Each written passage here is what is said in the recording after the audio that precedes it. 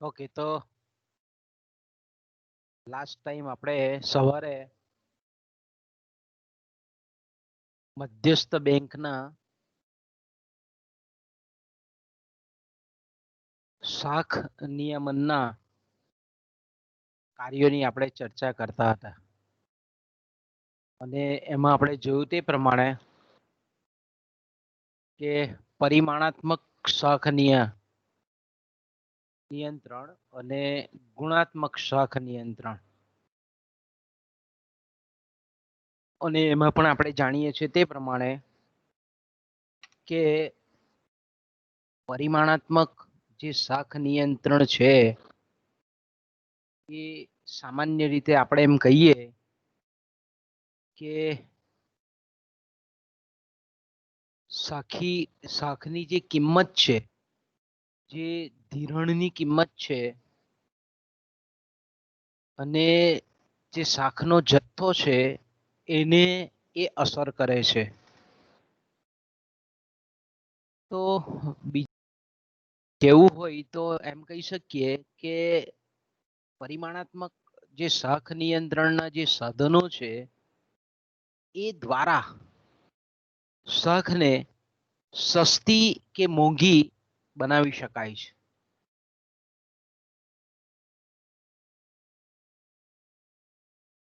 અર્થાત એમ કહી શકીએ આપણે કે અર્થતંત્રની જે પ્રકારની જરૂરિયાતો છે એ પ્રકારે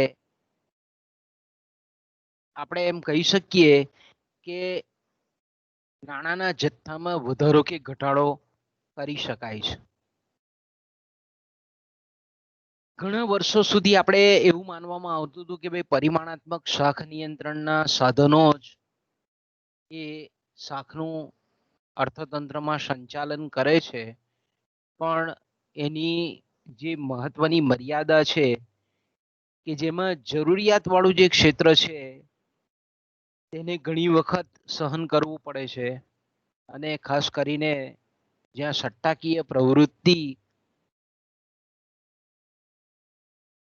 ફૂલી ફાલી હોય તેના પર અંકુશ જે મૂકવો જોઈએ તે અંકુશ મુકાતો નથી. આ એક એની મર્યાદા આપણે પરિમાણાત્મક શાખ નિયંત્રણની જોઈ ગયા.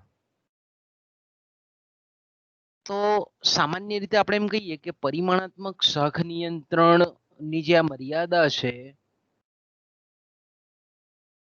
પણ એની સાથે મેં કીધું તેમ કે બીજા પણ જે સાધનો છે જેને આપણે ગુણાત્મક કે પસંદગીના શાખી સાધનો કહીએ છીએ. તો ગુણાત્મક કે શાખી જે સાધનો છે એમાં ખાસ કરીને જેને આપણે અલગ અલગ પગલાઓ લેવામાં આવે છે અન્વયે, એમાં સીધા પગલા છે, નૈતિક શાખની માપબંધી છે, બરાબર. એના ઘણા બધા પગલાઓ છે. આપણે એમ કહીએ કે ઋણની સીમામાં ફેરફાર, એટલે કે શેર બજારના ઋણની સીમાંત જરૂરિયાત નક્કી કરવી, જે ગ્રાહક વર્ગ છે, ઉપભોક્તા વર્ગ છે, એનું શાખનું નિયંત્રણ કરવું, અને આપણે એમ કહીએ કે પ્રચાર અને પ્રસાર કરવો. ઓકે, તો આ જે ગુણાત્મક શાખ નિયંત્રણના પગલા છે જેને આપણે પસંદગીયુક્ત શાખ નિયંત્રણના સાધનો પણ કહીએ છીએ, જેને આપણે વિવેકયુક્ત સાધનો તરીકે પણ એને ઓળખાવીએ છીએ. તો સામાન્ય રીતે આ જે સાધનો છે શાખ નિયંત્રણના, તે અર્થતંત્રમાં ચોક્કસ વિભાગની જે શાખ છે એના પર અસર પહોંચાડે છે. એટલા માટે જ એને આપણે પસંદગીના શાખી સાધનો, એને સિલેક્ટિવ ક્રેડિટ કંટ્રોલ કહીએ છીએ. એને આપણે શું કહીએ છીએ? Selective credit controls. તો આપણે આજે પરિમાણાત્મક શાખ નિયંત્રણના જે સાધનો છે એ અન્વયે પહેલા જે સાધનો છે તેની આપણે ચર્ચા કરીશું. તો એમાં આપણે જાણીએ છીએ તે પ્રમાણે કે સામાન્ય રીતે પરિમાણાત્મક જે શાખ નિયંત્રણ છે એ પરિમાણાત્મક શાખ નિયંત્રણમાં પહેલી જે નીતિ છે, પહેલા જે પગલાઓ છે, જેને આપણે બેંક દરની નીતિ કહીએ છીએ. એટલે મધ્યસ્થ બેંક જ્યારે અર્થતંત્રમાં નાણાંના પુરવઠાનું સંચાલન કરવાની હોય, નિયંત્રણ કરવાની હોય, ત્યારે પહેલું જે પગલું અપનાવે છે એમાં પરિમાણાત્મક કે જથ્થાત્મક શાખ નિયંત્રણમાં એ જે છે તે છે બેંક દરની નીતિ. તો આપણે એમ કહી શકીએ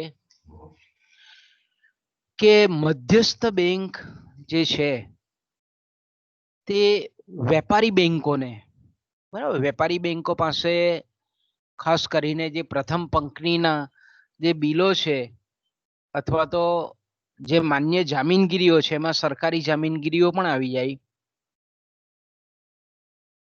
એને જ્યારે વટાવ આપીને ધિરાણ કરે છે તો એ દરને આપણે બેંક દર કહીએ છીએ.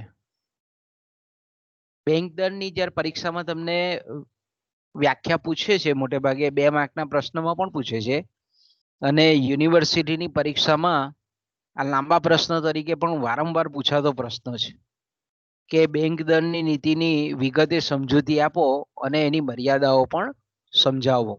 13 માર્કનો પ્રશ્ન પૂછાય છે ઘણી વખત, 13-14 માર્કનો ટૂંકનોટમાં પણ ઘણી વખત પૂછાય છે. એટલે બહુ મહત્વનો પ્રશ્ન છે યુનિવર્સિટી પરીક્ષાની દ્રષ્ટિએ. તો આમાં આપણે જોઈ શકીએ છીએ કે વેપારી બેંકોના જે કંઈ પણ મેં કીધું તેમ કે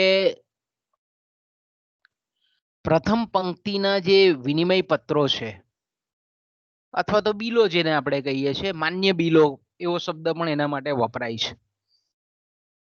તો જ્યારે આપણે એમ કહીએ કે આવી જે માન્ય જામીનગીરીઓ છે એને જે દરે વટાવી આપે છે મધ્યસ્થ બેંક, અને એના બદલામાં જરૂરી આપણે એમ કહીએ કે નાણાં એ વેપારી બેંકોને મધ્યસ્થ બેંક આપે છે, તો એ દરને આપણે બેંક દર અથવા તો એને વટાવનો દર કહેવામાં આવે છે. તો આપણે એમ કહી શકીએ કે દરેક વેપારી બેંકોએ આપણે જોયું તે પ્રમાણે કે જ્યારે શાખ સર્જનની પ્રક્રિયા એણે કરવાની હોય અને તે સંજોગોમાં આપણે આગળ ચર્ચા કરી જ ગયેલા છે કે અમુક એમનું જે થાપણનું કુલ પ્રમાણ છે એના અમુક ટકા રકમ એમણે રોકડ તરીકે અનામત તરીકે રાખવાની હોય છે, એ રોજબરોજના અનુભવને અંતે અને મધ્યસ્થ બેંકની જે નીતિ હોય છે તે અન્વયે. પણ જ્યારે આપણે એમ કહીએ કે ઘણી વખત એવું પણ બનતું હોય છે કે જ્યારે વેપારી બેંકો અતિશય, કારણ કે બેંકો એ ધિરાણ આપણે નફો કરતી સંસ્થા છે, એટલે બેંકો ઘણી વખત એવું વિચારે કે ભાઈ ચાલ આપણે ધિરાણ વધારે સર્જીએ.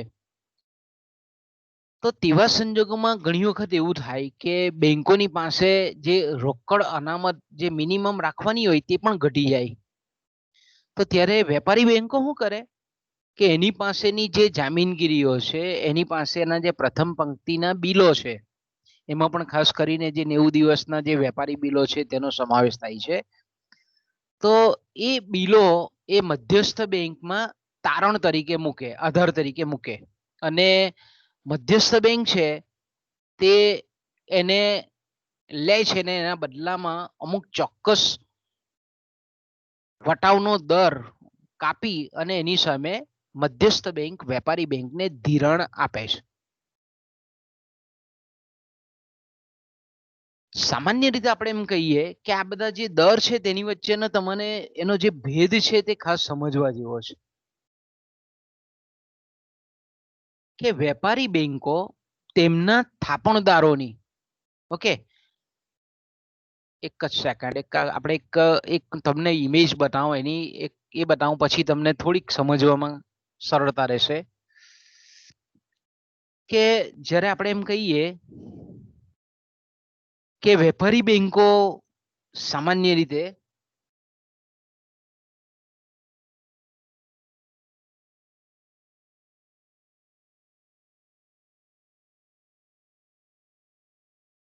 હું તમને એમની ઇમેજ બતાવું એટલે થોડોક આઈડિયા તમને આવશે કે વેપારી બિલો કોને કહેવાય તે.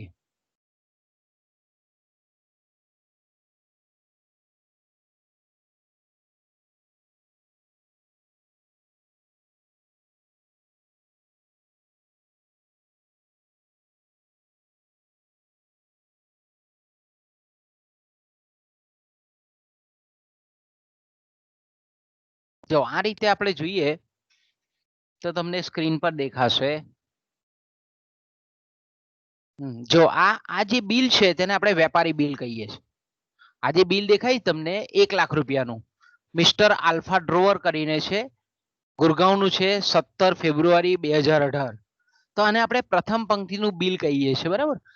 તો આ બિલ જે છે આવા ઘણા બધા બિલો આપણે એમ કહીએ કે હોઈ શકે. બીજું બિલ આ રીતનું છે. ત્રીજું બિલ આપણે કહીએ કે આ રીતે છે, બિલ ઓફ એક્સચેન્જ જેને આપણે કહીએ 1.5 લાખનું છે. તો હવે આ બધા જ બિલો કઈ માન્ય બિલો નથી હોતા. અમુક જ આપણે એમ કહીએ કે મધ્યસ્થ બેંક માન્ય રાખે છે. જો આ 90 દિવસનું બિલ આ તમે જુઓ તો અહીંયા તમને દેખાશે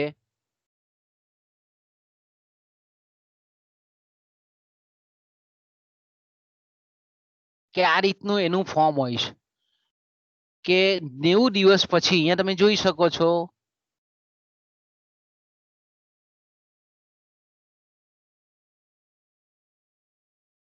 અહીંયા તમે હું અહીંયા કોપી કરું છું એને, તો તમે અહીંયા દેખાય તમને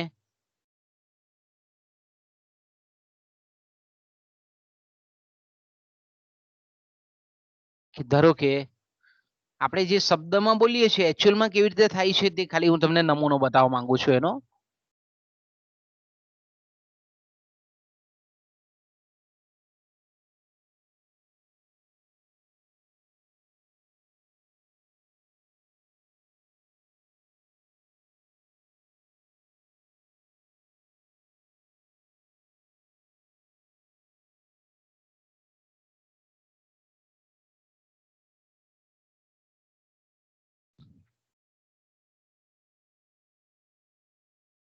ડાયરેક્ટ નેટ પરથી આપણે ડાઉનલોડ કરીએ છીએ એટલે થોડીક વાર લાગે છે ઇમેજ ડાઉનલોડ થવામાં. હા, જો આ તમે જોઈ શકો છો અહીંયા કે આ રીતે હવે તમને બરાબર દેખાતું હશે કે આ રીતે બિલ, આ બિલનું ફોર્મેટ છે જેને આપણે પ્રથમ પંક્તિના વિનિમય પત્રો કહીએ છીએ. આ $10,000 છે, બરાબર. એટલે આપણે જો આપણા ભારતીય વેલ્યુ પ્રમાણે જોઈએ તો 70 રૂપિયા ભાવ મૂકો તો 7 અને પાછળ મીંડા 5 એટલે 7 લાખ રૂપિયાનું આ બિલ છે. આ ટાઈપનું કે એમાં 90 દિવસ પછી આ જે બિલ છે તે પીટર એન્ડ કંપની અને એના જે આપણે જે રકમ છે $10,000 એ વેલ્યુ રિસીવ કરશે. તો આની સામે આપણે એમ કહીએ કે બેંકો એને ધિરાણ આપે છે. આ બિલ અમુક સમય પછી એટલે કે 90 દિવસ પછી આ બિલ જ્યારે પાકવાનું હોય, બે ધંધાદારી વ્યક્તિઓ જ્યારે આ રીતે ધંધાની જે કંઈ પણ સોદા પાડતા હોય ત્યારે એની સામે આ રીતનું બિલ ઊભું કરે. તો આ બિલ ઊભું કરે તો બેંક વાળા શું કરે, વેપારી બેંકો આ બિલને તારણ તરીકે લઈ લે. હવે મોટા ભાગે જ્યારે પણ તારણ તરીકે લે છે ત્યારે એ પ્રતિષ્ઠિત કંપની એના જે ધારાધોરણો તે પ્રમાણે એના બિલને એ માન્ય કરેલા ગણે. તો વેપારી બેંકો જે છે તે આવા બિલને તારણ તરીકે લઈ લે અને પછી જે 90 દિવસ પછી જે આટલી રકમ છે એ વેપારી બેંકો એ જે આ બિલ જેના તરફનું છે કે ભાઈ વિલિયમ એન્ડ કંપની છે તો વિલિયમ એન્ડ કંપનીને એ બિલના નાણાં આપી દે. કોણ? વેપારી બેંક. બિલ કોણે આપેલું છે તો કે ભાઈ પીટર એન્ડ કંપનીએ વિલિયમ કંપનીને આપેલું છે. $10,000નું પેમેન્ટ ચૂકવવાનું છે, આને ચૂકવવાનું છે. આ જે છે પીટરે એવું કીધું કે ભાઈ $10,000 છે તે મારે આને આપવાના છે અને એને આ 90 દિવસ પછી એ પૈસા આપવાના છે.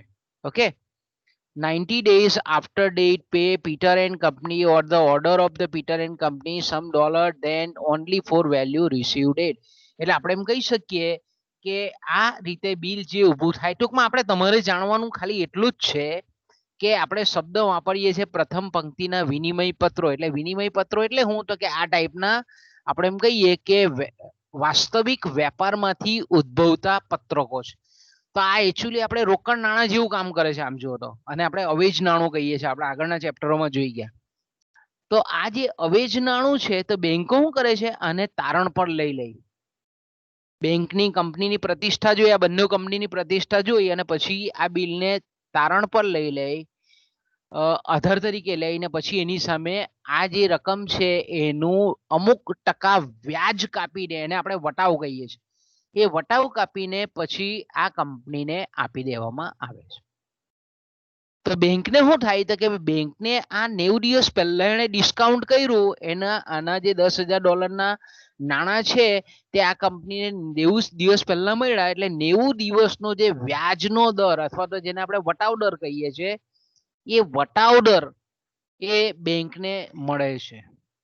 જે ચાલતો હોય 10%, 12%, જે વટાવ દર ચાલતો હોય એ વટાવ દર પ્રમાણે એ મધ્યસ્થ બેંકે જે નક્કી કરેલા બેંક દર અથવા તો વટાવના દરને ધ્યાનમાં રાખીને એ નક્કી કરવામાં આવે છે.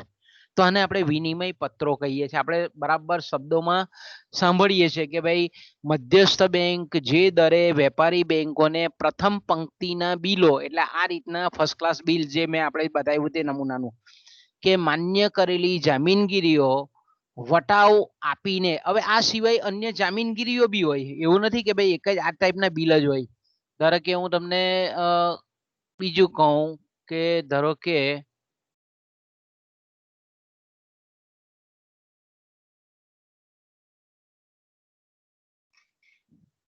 હા, આ દાખલા તરીકે આપણે એમ કહીએ કે આ તમને સ્ક્રીન પર દેખાતી હશે,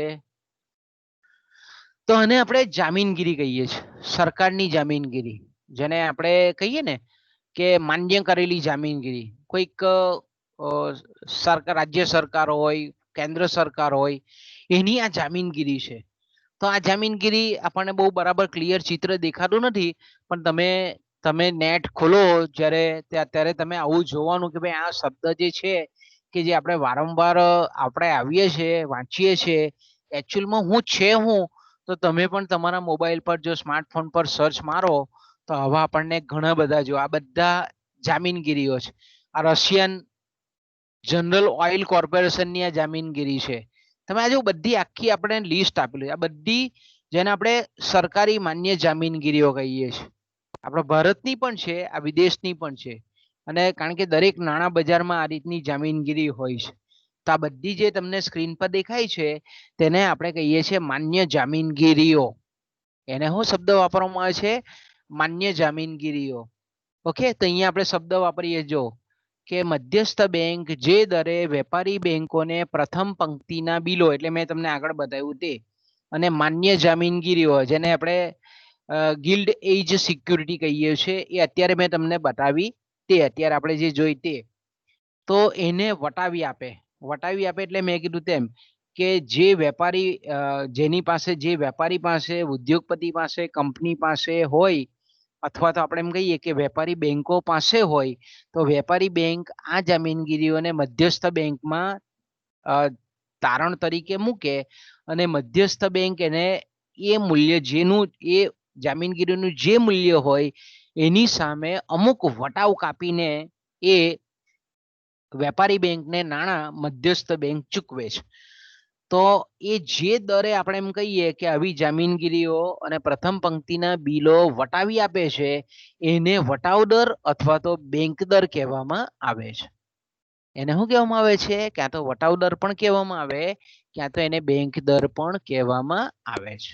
ઓકે, તો હવે આપણે જાણીએ છીએ તે પ્રમાણે કે સામાન્ય રીતે વેપારી બેંકો જ્યારે એમના જે થાપણદારો છે, એના જે ખાતેદારો છે, એમના બેંકમાં જે ખાતું ખોલાવેલું છે, એવા જે થાપણદારો છે એની જામીનગીરી જો હોય, કારણ કે ઘણા થાપણદારોની જામીનગીરી બેંકમાં હોય, વેપારી બેંકમાં હોય, એ જે બેંકમાં ખાતું ધરાવતા હોય તે બેંકમાં થાપણદારોની કેટલીક જામીનગીરીઓ પણ હોય.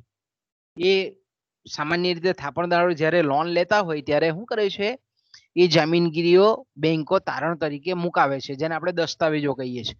દસ્તાવેજો છે, જામીનગીરીઓ છે, અન્ય કે ભાઈ દાખલા તરીકે આપણી પાસે કોઈક પોસ્ટના સર્ટિફિકેટ હોય કે સરકારી કોઈ સર્ટિફિકેટ હોય, બચત અંગેના બચત પત્રો હોય, તો વેપારી બેંકો પાસેથી જ્યારે થાપણદારો લોન લે છે તો વેપારી બેંકો શું કરે છે, એ જામીનગીરીઓને પોતાના હસ્તક રાખે છે અને એની સામે જેટલું ધિરાણ વ્યક્તિ ઈચ્છતો હોય, એની જેટલી લોન સેન્કશન થાય એવું હોય એટલું ધિરાણ વેપારી બેંકો થાપણદારોને આપે છે, પણ એની બદલીમાં એ જામીનગીરીઓ રાખે છે. તો આવી જે થાપણદારોની જે જામીનગીરીઓ છે એને જ્યારે વેપારી બેંકો આપણે એમ કહીએ કે મધ્યસ્થ બેંક પાસે મૂકે, અને મધ્યસ્થ બેંક પાસેથી જ્યારે આવી થાપણદારોની જામીનગીરીઓ મૂકી અને રોકડ રકમ મેળવે તો એને આપણે રીડિસ્કાઉન્ટ કહેવામાં આવે છે, એને પુનર્વટાવ કહેવામાં આવે છે. જો બેંક દર એટલે આપણે જાણીએ છીએ તે પ્રમાણે કે વેપારી બેંકોની પાસેના જે કંઈ પણ પ્રથમ પંક્તિના બિલો જે છે, જામીનગીરીઓ છે, માન્ય જામીનગીરીઓ છે, એને જ્યારે મધ્યસ્થ બેંક વટાવી આપે છે, એ વટાવના દરને જે દરે વટાવી આપે છે, જે દરે એ જામીનગીરીની સામે રોકડ રકમ આપે છે, એને આપણે દેશી ભાષામાં કહીએ તો જે વ્યાજનો દર આકારે છે, તે ખરેખર તો આપણે અર્થશાસ્ત્રના વિદ્યાર્થીને ટીચર તરીકે આપણે બોલાય નહીં વ્યાજનો દર, પણ એને જે દરે આપણે જે ચાર્જ લઈને આપે છે, વટાવી આપે છે, તેને આપણે બેંક દર કહીએ છીએ. ઓકે, પણ મેં કીધું તેમ કે વેપારી બેંકો તેમના થાપણદારોની જામીનગીરીઓ જ્યારે મધ્યસ્થ બેંક પાસે વટાવે છે અને તેના બદલામાં એ રકમ મેળવે છે તો તેને આપણે પુનર્વટાવ કહેવામાં આવે છે. પણ બેંકો પોતાની જામીનગીરીઓ હોય, બેંકોની પોતાની વેપારી બેંકોની પોતાની જામીનગીરી હોય અને એ લોકો જ્યારે મધ્યસ્થ બેંકમાં તારણ તરીકે મૂકે અને પછી રકમ મેળવે તો તેને આપણે ધિરાણ કહીએ છીએ. જો આ બધા બહુ નાના નાના તફાવતો છે, મગજમાં યાદ રાખવાના. પરીક્ષામાં આપણને આ તો પરીક્ષા આપણી યુનિવર્સિટીમાં તો જરૂરી જ છે, પણ તમે કોઈ કોમ્પિટિટિવ એક્ઝામ આપતા હોય ત્યારે પણ આ ખૂબ જરૂરી છે કે ધિરાણ કોને કહેવાય, બેંક દર કોને કહેવાય, વટાવ દર કોને કહેવાય, પુનર્વટાવનો દર કોને કહેવાય. તો આ બધા જે શબ્દો છે તેનો બહુ માઇક્રો આપણે મિનિંગ તફાવત હોય છે, આપણને બાહ્ય દ્રષ્ટિએ લાગતો નથી, પણ તમે એના ઊંડાણમાં ઉતરો તો જ તમને ખબર પડે, અન્યથા ખબર પડે નહીં. પણ મેં કીધું તેમ કે બેંકો જ્યારે પોતાની જામીનગીરી, વેપારી બેંકની પોતાની જામીનગીરી હોય અને એ જ્યારે મધ્યસ્થ બેંકમાં તારણ તરીકે મૂકે અને એના બદલામાં જ્યારે રોકડ રકમ મેળવે તો એને આપણે એડવાન્સ કહીએ છીએ, એને આપણે ધિરાણ કહીએ છીએ. તો મધ્યસ્થ બેંક આપણે એમ કહીએ કે પુનર્વટાવ અને ધિરાણની જે વેપારી બેંકોને સગવડ આપે છે. ઓકે, મધ્યસ્થ બેંક જ્યારે પુનર્વટાવની અને ધિરાણની જે સગવડ આપે છે તે બદલ જે વળતર લે છે, તે બદલ જે વટાવ લે છે, જે દર આકારે છે તેને આપણે બેંક દર કે વટાવ દર કહીએ છીએ. ઓકે, ટૂંકમાં આપણે એમ કહીએ કે સ્પ્લાઇનિંગ એની સરસ મજાની વ્યાખ્યા આપે છે. સ્પ્લાઇનિંગ નામના જે પ્રોફેસર છે એ બેંક દરની વ્યાખ્યા આપતા એવું કહે છે કે bank rate is this minimum rate. Bank rate એ કેવો છે? લઘુત્તમમાં લઘુત્તમ દર છે, મિનિમમ દર છે, minimum rate charge by central bank, કે જે કેન્દ્રીય બેંક એટલે મધ્યસ્થ બેંક દ્વારા લાગુ પડવામાં આવતો હોય છે for discounting approved bill of exchange, એટલે વિનિમય પત્રોને મિનિમમમાં મિનિમમ દરે જે વટાવી આપે છે એ દરને બેંક દર કહેવામાં આવે છે. અહીંયાનું ગુજરાતીમાં લખેલું છે, એની મૂળ જે વ્યાખ્યા છે તે ઇંગ્લિશમાં એમણે આપેલી છે કે પ્રમાણિત વિનિમય પત્રોને વટાવવા માટે મધ્યસ્થ બેંક દ્વારા વસૂલ કરવામાં આવતો લઘુત્તમ દર, ન્યૂનતમ દર એટલે બેંક દર. તો આપણે એમ કહી શકીએ છીએ કે અમુક જ માન્ય કરેલા વિનિમય પત્રોને બેંકો વટાવી આપે છે અને સામાન્ય રીતે ભારતના નાણાં બજારની વાત કરીએ આપણે તો ભારતમાં વાસ્તવિક વેપારમાંથી ઉદ્ભવતા અને 90 દિવસે પાકતા વિનિમય પત્રો છે. તેવી જ રીતે સરકારની તિજોરી બિલો છે કે સરકારના સરકારી બોન્ડ છે, આવા બધી જે જામીનગીરીઓ છે તેને પણ આપણે પ્રમાણિત વિનિમય પત્રો કહીએ છીએ. અને વેપારી બેંક આ 90 દિવસના વિનિમય પત્રો આપણે જે આગળ નમૂનો જોયો તે અને આવી જામીનગીરીઓને મધ્યસ્થ બેંકમાં તારણ તરીકે મૂકે છે અને એના બદલામાં ધિરાણ લે છે. તો સામાન્ય રીતે આપણે એમ કહીએ કે મધ્યસ્થ બેંક જે દરે વેપારી બેંકોને પ્રથમ પંક્તિના બિલો વટાવી આપે છે તેને આપણે બેંક દર કહીએ છીએ. તો સામાન્ય રીતે આપણે જાણીએ છીએ તે પ્રમાણે કે વેપારી બેંકો જે છે તે જે એની પાસેની જે જામીનગીરીઓ છે, વિનિમય પત્રો છે, પ્રથમ પંક્તિના બિલો છે, એ નાણાં બજારમાં રહેલી ઘણી એવી સંસ્થાઓ પણ છે કે તેની પાસેથી પણ વટાવી અને પોતાની જે નાણાંની જરૂરિયાત છે વેપારી બેંકોને એ નાણાંની જરૂરિયાત પૂરી કરી શકે છે. તો આપણે એમ કહી શકીએ કે નાણાં બજારમાં રહેલી અન્ય જે ધિરાણ સંસ્થાઓ છે તેની પાસેથી જ્યારે વેપારી બેંકો જે દરે બિલોને વટાવે છે એ દરને બજાર દર કહેવામાં આવે છે. ફરી પાછું, જો પ્રથમ પંક્તિના જે બિલો છે તે વેપારી બેંકો મધ્યસ્થ બેંક પાસે જે દરે વટાવે તે દરને આપણે વટાવ દર કે બેંક દર કહીએ છીએ. પણ આ જ બિલો, પ્રથમ પંક્તિના બિલો અને માન્ય કરેલી જામીનગીરીઓ જ્યારે નાણાં બજારમાં રહેલી જે ધિરાણ આપતી સંસ્થાઓ છે એની પાસે જે દરે વટાવે છે એ દરને કહેવામાં આવે છે માર્કેટ રેટ, એ દરને કહેવામાં આવે છે બજાર દર.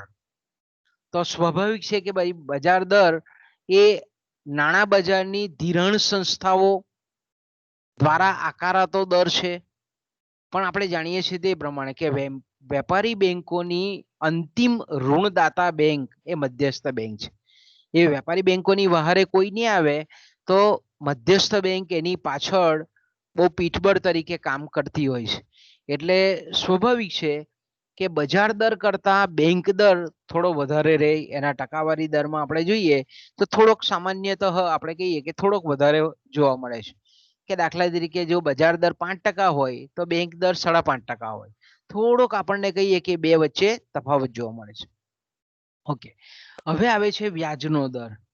તો કે વેપારી બેંકો મારા તમારા જેવા જે થાપણદારો છે એની થાપણ પર જે વ્યાજ ચૂકવે છે એને આપણે વ્યાજનો દર કહીએ છીએ. એટલે આપણે કેટલા દર જોયા? 3 કે 4 દર જોયા અત્યાર સુધીમાં. વ્યાજનો દર, બજારનો દર, વટાવ દર, બેંક દર, પુનર્વટાવ દર. વ્યાજનો દર એટલે વેપારી બેંકો પોતાના જે થાપણદારો છે મારા તમારા જેવા, એ જે થાપણ બેંકમાં મૂકે છે, મેં કીધું તેમ કે આપણે 1000 રૂપિયા લઈને બેંકમાં મૂકી આવીએ તો 1000 રૂપિયા એ આપણી થાપણ કહેવાય. તો બેંક શું કરે છે? થાપણ પર આપણને ચૂકવે છે અમુક રકમ વળતર તરીકે. તો એ વળતર તરીકે જે દરે ચૂકવે છે એ દરને આપણે વ્યાજનો દર કહીએ છીએ. પણ વેપારી બેંકો જ્યારે શેર બજારના જે દલાલો છે, શેર બજારની જે કંપનીઓ છે, એ લોકોને ખૂબ ટૂંકા ગાળા માટે ધિરાણ કરે છે. ઓકે, એ ધિરાણ કેટલા દિવસનું હોય? 1 દિવસનું હોય, સવારે લીધેલું હોય ને સાંજે પાછું પરત કરવાનું હોય. મેક્સિમમ એ અઠવાડિયાનું હોય, વધારે વધારે 1 અઠવાડિયું એટલે કે 7 દિવસ માટે ધિરાણ આપતી હોય. કોને? તો કે ભાઈ શેર બજારની મોટી મોટી કંપનીઓ છે, દલાલો છે. આવી જે કંપનીઓ છે શેર બજારમાં રોકાયેલી, એ લોકોને ખૂબ ટૂંકા દરે બેંકો, વેપારી બેંકો ધિરાણ કરે છે. તો તેને કોલ દર કહેવાય. એના પર બેંકો મફત નથી આપતી પૈસા. એ લોકો શું કહે છે? એની બદલામાં જે વેપારી બેંકો જેટલું ધિરાણ ટૂંકા ગાળાનું જોઈતું હોય એ ટૂંકા ગાળાનું ધિરાણ આપે છે ખરું, પણ એની સામે એક ચોક્કસ પ્રકારનો વળતર દર લે છે. એ વળતર દરને કોલ દર કહેવામાં આવે છે, કોલ રેટ કહેવામાં આવે છે. એ તમારે ટીવાયમાં આવતા વર્ષે આવશે જ ભણવાનું કે એને શું કહેવામાં આવે છે? કોલ રેટ કહેવામાં આવે છે. મની એટ કોલ એટલે તમને એ અતિ ટૂંકા ગાળાનું ધિરાણ છે. વેપારી બેંકોને જ્યારે આવા દલાલો કે જે શેર બજારમાં રોકાયેલી કંપનીઓ છે તે ફોન કરે, કોલ કરતાની સાથે તરત મળી જાય પણ મેં કીધું તેમ કે એની અમુક જે કંઈ પણ નિયમો આવતા હોય તો તેવા દલાલો હોય, તેવી કંપની હોય, તે લોકોને જ આ રીતે વેપારી બેંકો ડીલિંગ કરતી હોય છે, ધિરાણ આપતી હોય છે.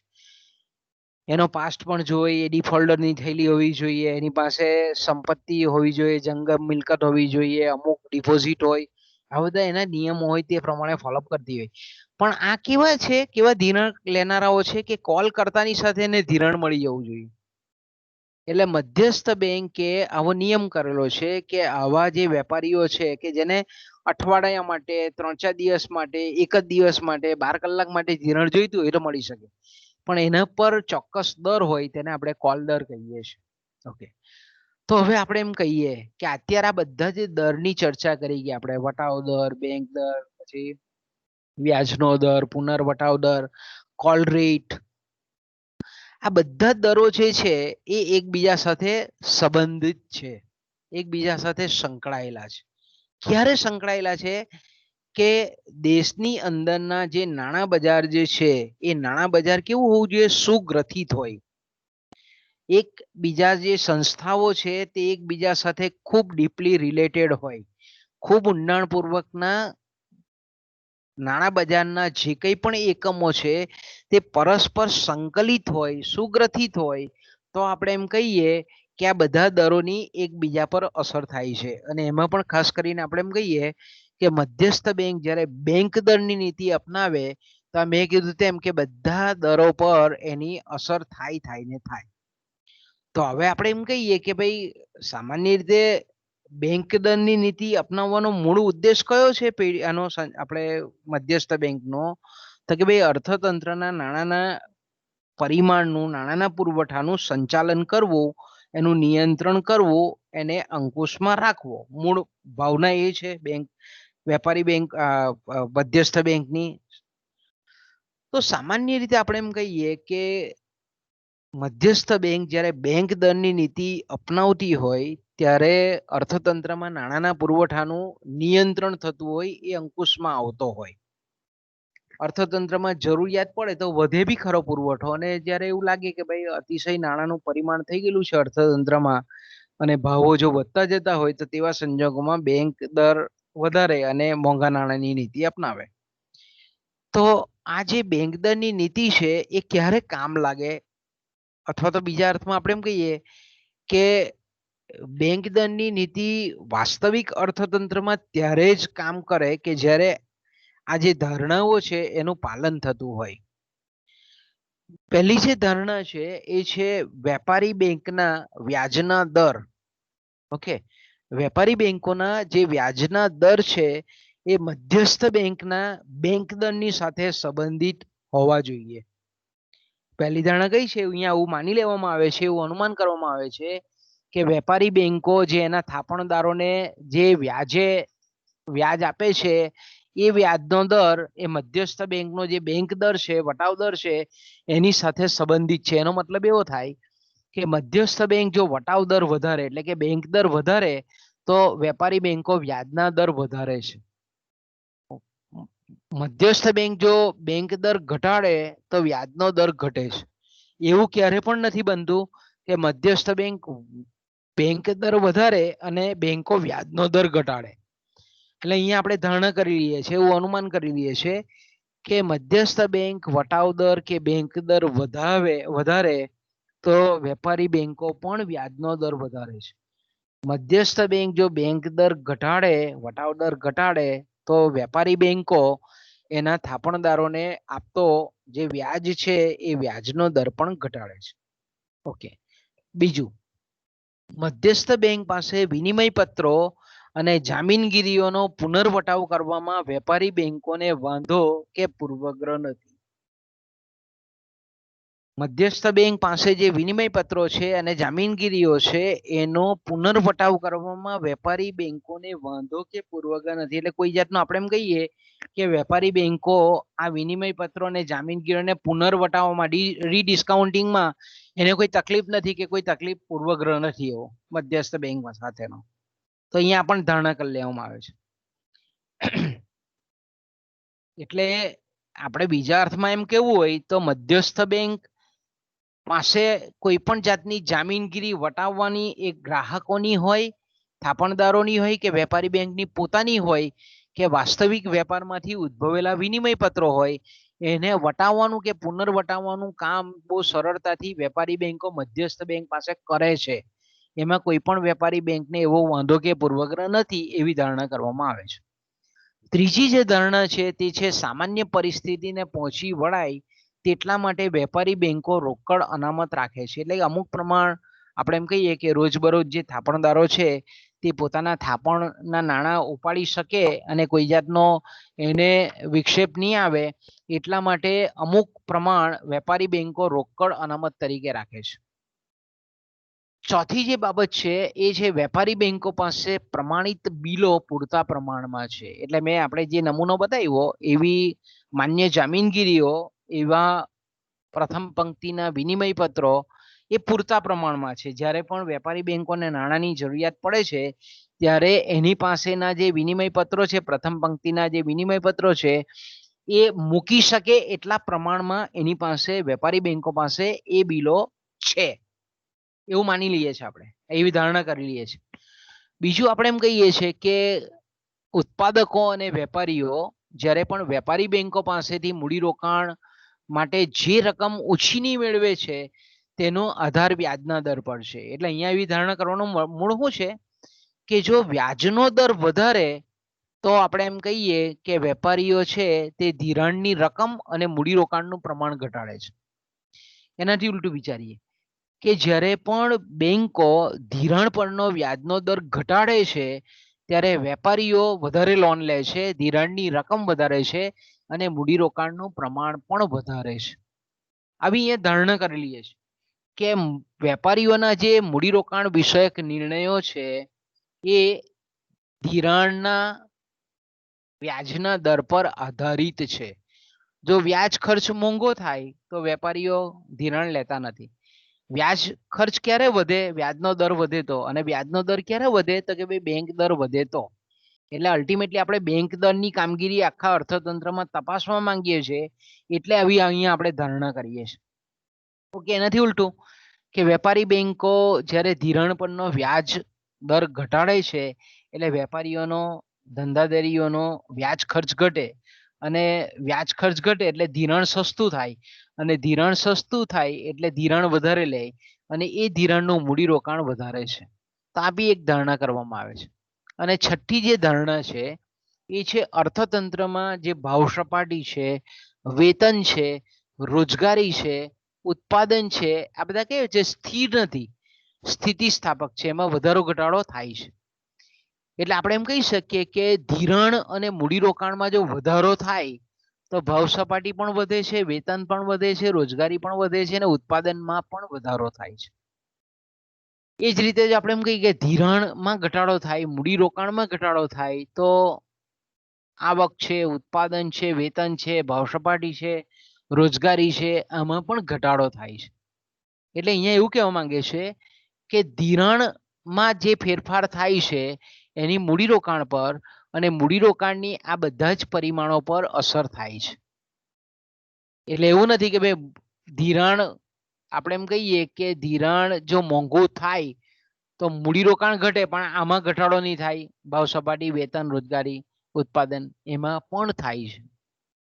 જો અર્થતંત્રમાં આપણે એમ કહીએ કે ધિરાણ જો મોંઘું બને તો મૂડીરોકાણ ઘટે અને મૂડીરોકાણ ઘટે તો રોજગારી ઘટે, ઉત્પાદન ઘટે, વેતનમાં ઘટાડો થાય, ભાવ સપાટીમાં આપણે એમ કહીએ કે ઘટાડો થતો વધારો થતો જોવા મળે છે. તો ફેરફાર થાય છે ટૂંકમાં આપણે એમ કહીએ.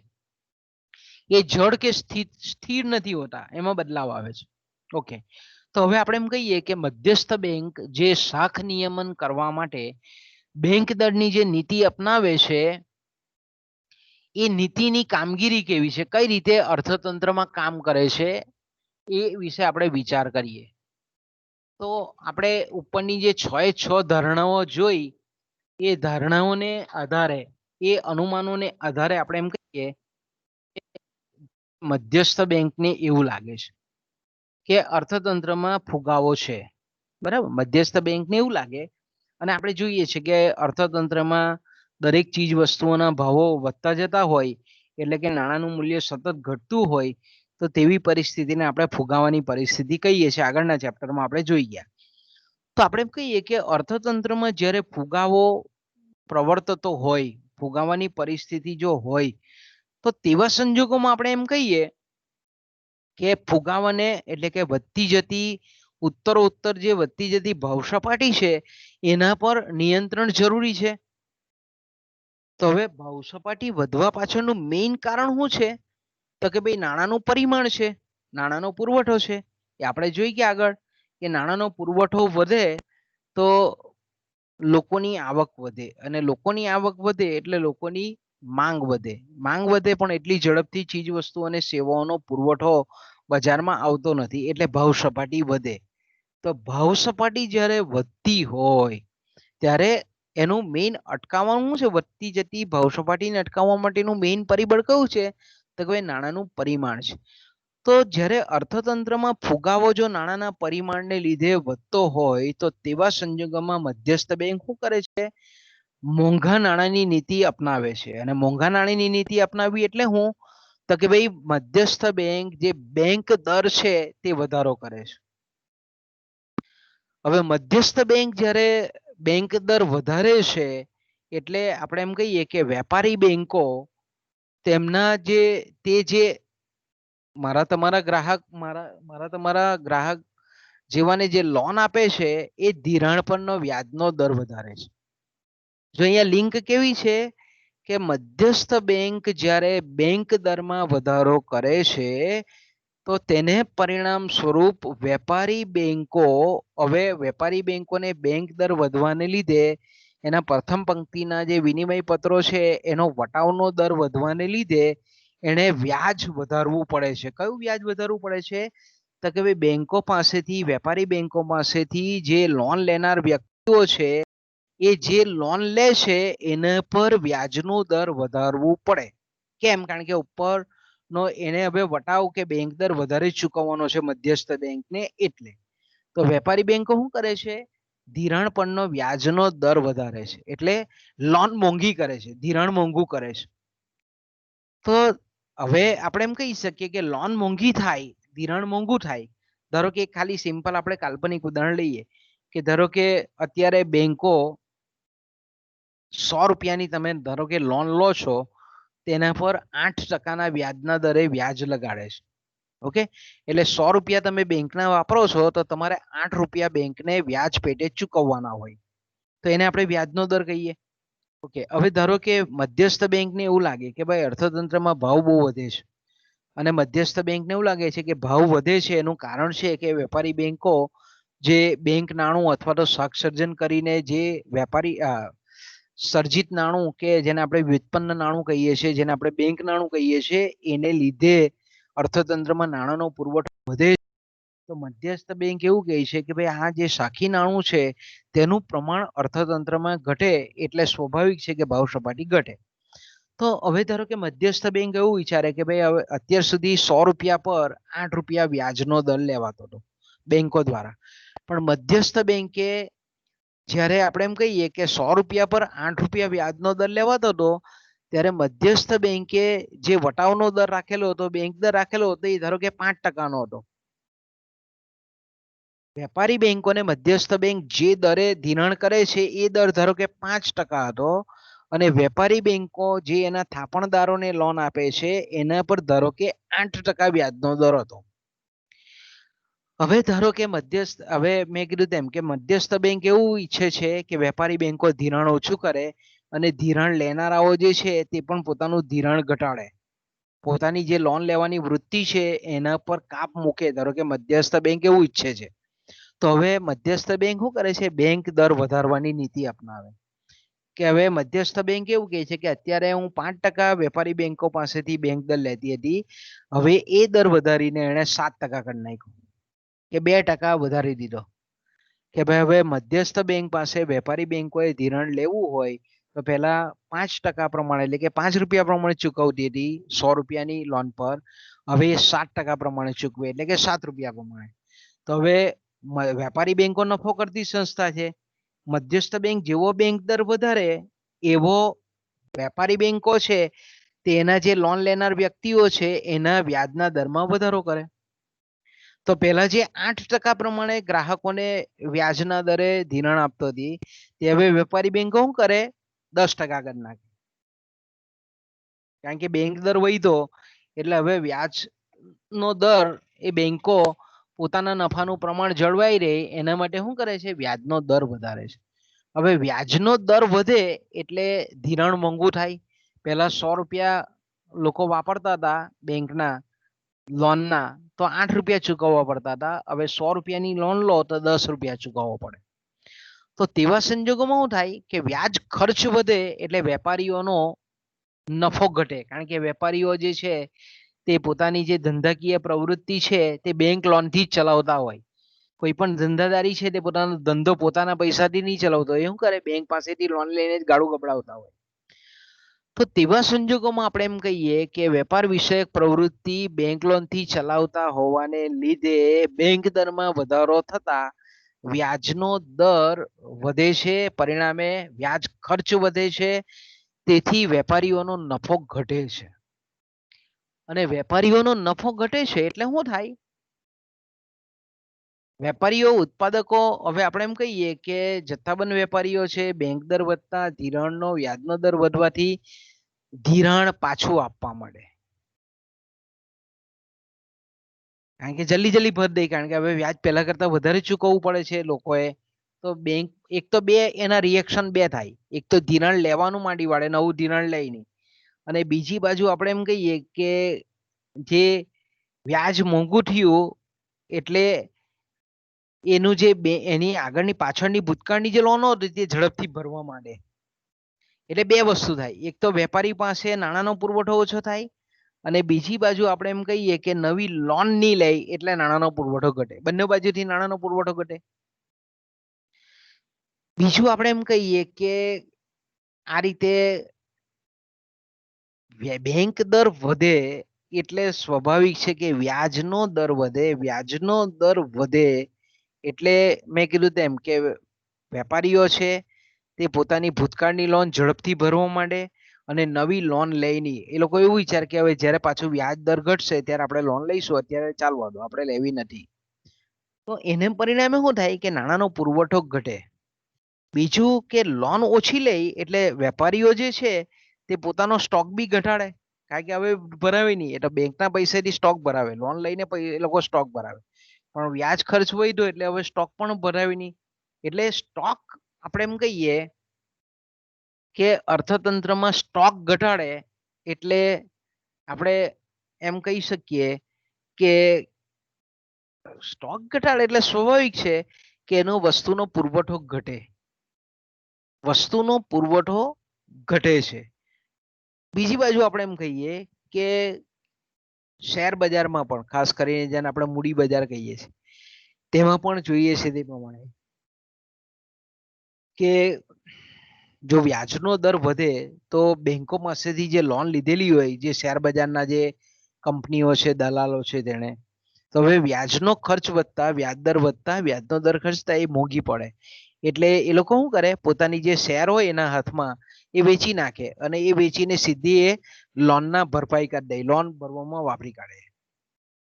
તો આ બધાને લીધે શું થાય કે આર્થિક પ્રવૃત્તિઓ જે ઉત્તરોત્તર જે ભાવ વધારો થતો હતો, ફુગાવો થતો હતો તેના પર ઘટાડો આવે. આર્થિક પ્રવૃત્તિ પર રોક લાગે. એટલે આપણે એમ કહી શકીએ કે રોક લાગે એટલે શું થાય કે ઉત્પાદન ઘટે, રોજગારી ઘટે, મૂડીરોકાણ ઘટે. એટલે એનું પરિણામ એવું આવે કે ઉત્પાદનના સાધનોની આવકમાં ઘટાડો થાય. ઉત્પાદનના સાધનોની આવક ઘટે એટલે અર્થતંત્રની જેને આપણે કુલ અસરકારક માંગ કહીએ છીએ, જેને આપણે નાણાકીય પીઠબળ ધરાવતી માંગ કહીએ છીએ, એમાં ઘટાડો થાય. ઓકે, તો આપણે એમ કહી શકીએ કે એ અસરકારક માંગ ઘટે એટલે જે ફુગાવાની પરિસ્થિતિ છે તે ધીરે ધીરે નિયંત્રણમાં આવે. ભાવ સપાટીમાં ઘટાડો થાય, ભાવ સપાટી નીચી આવે. તો જ્યારે મેં કીધું તેમ કે જ્યારે અર્થતંત્રમાં ફુગાવાની પરિસ્થિતિ હોય, સતત ભાવ વૃદ્ધિની પરિસ્થિતિ હોય તો તેને અટકાવવા માટે મધ્યસ્થ બેંક દરને વધારે છે. અને બેંક દર વધે છે એટલે વ્યાજનો દર વધે છે, વ્યાજ ખર્ચ વધે છે, ધિરાણ મોંઘું થાય છે. એટલા માટે બેંક દરના વધારાની નીતિને આપણે મોંઘા નાણાંની નીતિ કહીએ છીએ. ઓકે, એનાથી ઉલટું વિચારીએ કે અર્થતંત્રમાં ધારો કે ભાવ સપાટી નીચી જાય છે એટલે આપણે એમ કહી શકીએ કે મંદીજન્ય પરિસ્થિતિ છે. અર્થતંત્રમાં ચીજ વસ્તુઓના ભાવો નીચા જાય છે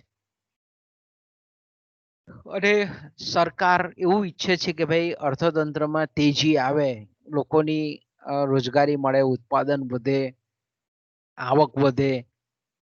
તો હવે શું કરે છે મધ્યસ્થ બેંક? બેંક દરમાં ઘટાડો કરે. જે બેંક દર આપણે એમ કહીએ કે ધારો કે 8% હોય એ ઘટાડીને 4% કરી નાખે. બેંક દર શું કરે? બેંક દરમાં ઘટાડો કરે. એટલે બેંક દર ઘટાડે એટલે શું થાય કે વેપારી બેંકો જે છે તે પોતે જે લોન આપતા હોય એના થાપણદારોને એનો વ્યાજનો દર ઘટાડે, કારણ કે વેપારી બેંકે મધ્યસ્થ બેંકે બેંક દર ઘટાડ્યો. તો તેવા સંજોગોમાં આપણે એમ કહીએ કે વેપારી બેંકો જે છે તે વ્યાજનો દર ઘટાડે. વ્યાજનો દર ઘટાડે એટલે જે ઉત્પાદકો છે, ધંધાદારીઓ છે, વેપારીઓ છે, જથ્થાબંધ વેપારીઓ છે, મોટી મોટી કંપનીઓ છે, એ લોકો ઘટેલા વ્યાજના દરે વધારે લોનની માંગણી કરે છે. એ લોકો માંગ વધારે કરે, લાવો લાવો લાવો ધિરાણ. જો કારણ કે વ્યાજનો દર જો 10% પરથી ઘટીને 6% પર થઈ ગયો હોય તો વેપારીઓ, મેં કીધું તેમ કે એ લોકો ધંધો બેંકના પૈસેથી જ કરતા હોય. તો તેવા સંજોગોમાં આર્થિક પ્રવૃત્તિને ઉત્તેજન મળે, મૂડીરોકાણ વધે, અર્થતંત્રમાં આવકમાં વધારો થાય, ઉત્પાદનમાં વધારો થાય, ચીજ વસ્તુ અને સેવાના ભાવમાં વધારો થાય, રોજગારીમાં વધારો થાય.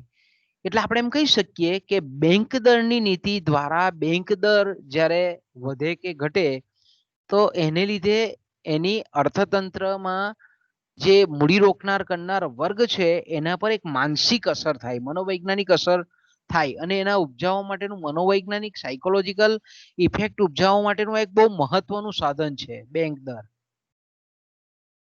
એટલે ટૂંકમાં આપણે એમ કહી શકીએ કે આપણને એવું લાગે કે સરકાર જ્યારે પણ બેંક દર વધારે કે ઘટાડે ત્યારે જો વધારે તો આપણે એમ કહીએ કે રેડ સિગ્નલ આપે છે કે હવે ધિરાણ મોંઘું થાય છે, અને લીલું આપે ત્યારે એવું કહે છે કે ભાઈ હવે નાણાંનો પુરવઠો એ અર્થતંત્રમાં વધશે, વ્યાજનો દર ઘટે છે એટલા માટે બેંક દર ઘટાડવામાં આવશે.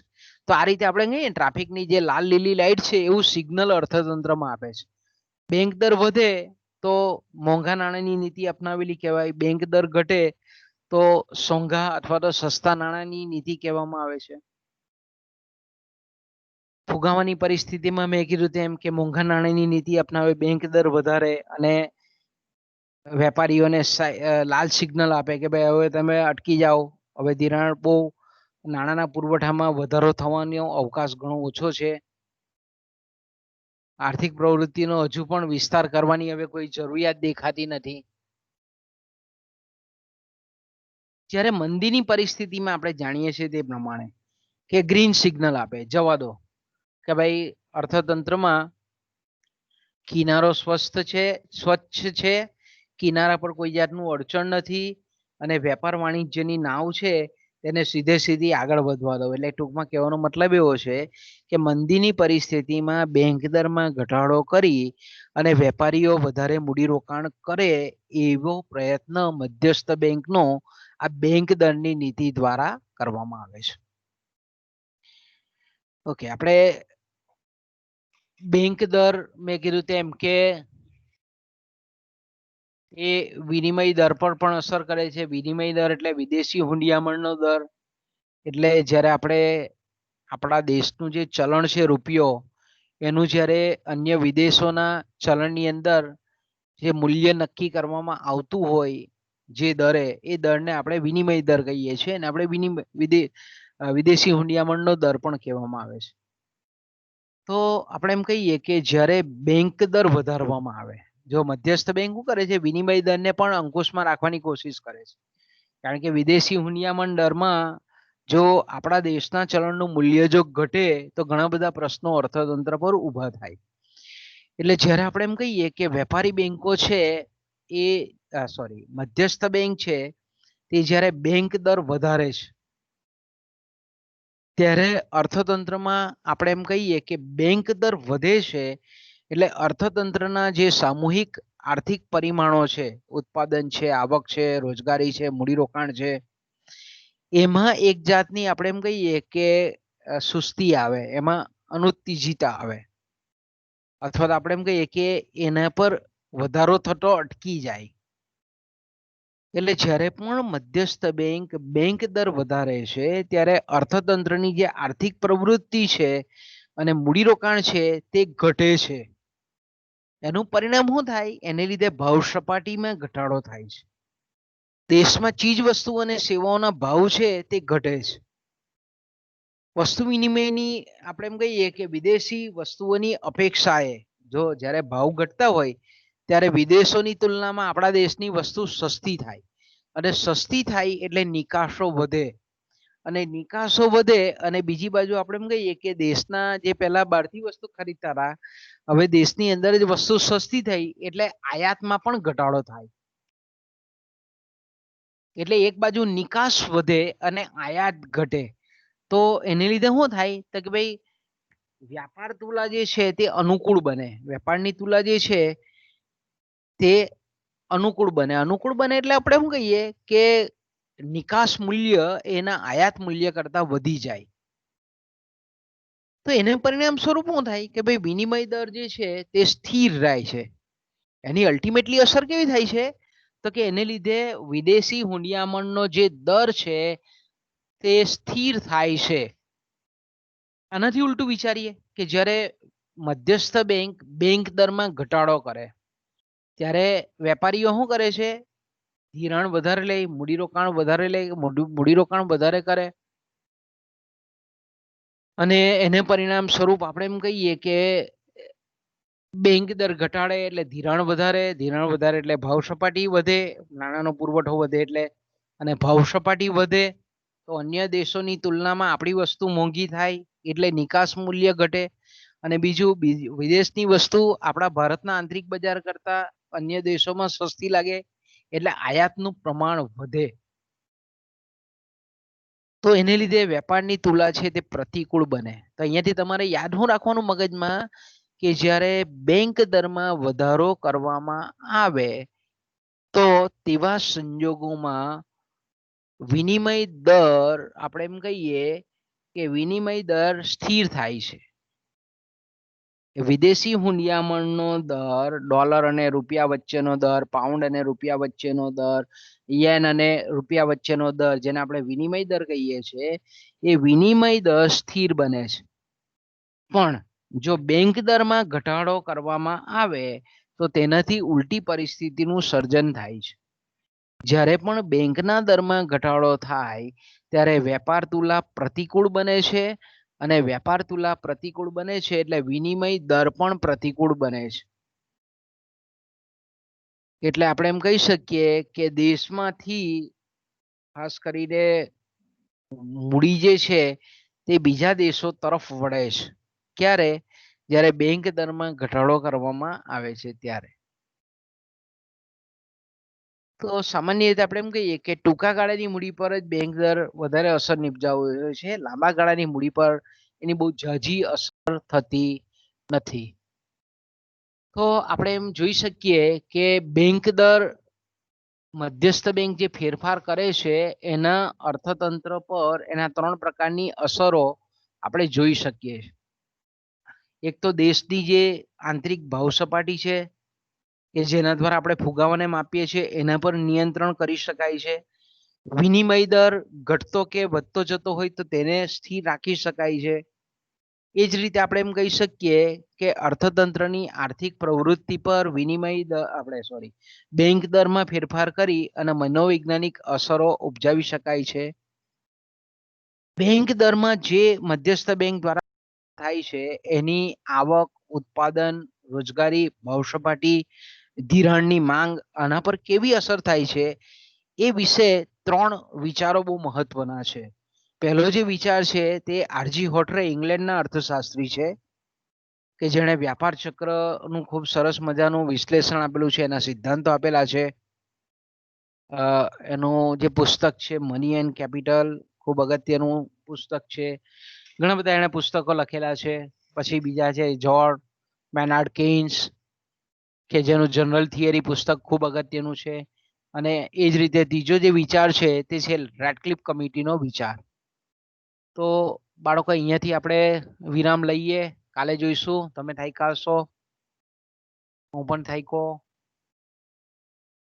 તો અહીંયાથી આપણે પૂરું કરીએ. બરાબર, કાલે જોઈશું આપણે. રૂક્ષ્મણી, કાલે જોઈશું આપણે. બરાબર, દીપિકા, રક્ષા, સાગર, સેજલ. અને બીજું હું કહું કે આપણે એક પેપરના 4 એસાઇનમેન્ટ આપવાના છે. બરાબર, એવા 2 પેપરના 8 એસાઇનમેન્ટ. એટલે હું તમને છે ને તૈયાર કરીને આપણે ટીમ પર મૂકીશ. એ તમારે લખીને માઇક્રોસોફ્ટ ટીમ પર જ અપલોડ કરવાના છે.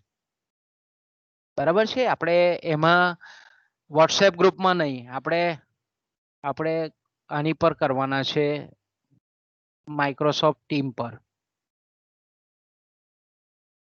ઓકે બાળકો, તો હું લખીને આપણે પેપર 5 અને પેપર 7 આ બંનેના આપણે મૂકી દઈશું. બરાબર, એસાઇનમેન્ટ.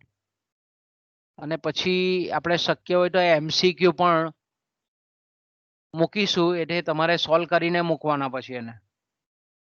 ઓકે, તો અહીંયાથી અટકીએ આપણે.